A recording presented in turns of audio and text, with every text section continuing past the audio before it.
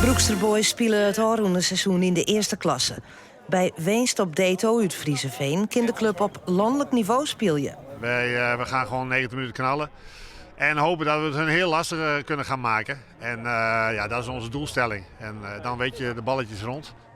De eerste wedstrijd in Deto ging maar 1-2 verlen. En dus moet deze tweede wedstrijd woen worden.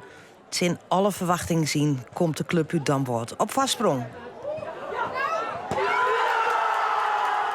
Even later wordt het alweer gelijk. Maar Broekster Boys gaat terug en maakt het de 1-2. En na het skoft wordt het zelfs 1-3.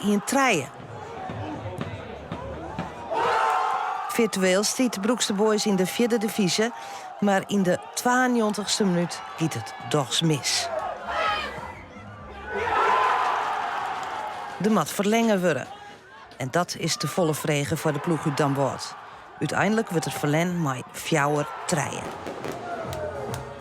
Dit zijn gewoon clubs, ja, dat kunnen wij in principe net ontippen. Maar ja, we hebben fantastisch dingen. En dat is er wel direct, dat zei ze weg. Maar dit is nog wel heel zoer. Het hier echt kan.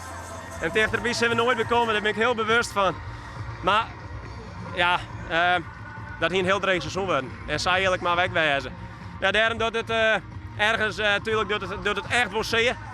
Nou, ik ben echt enorm trots en ja, ik kan ergens mijn opgeven hoofdkeer zeker hier van het veld afstappen. Want deze prestatie is voor Broekster Boys nog steeds historisch.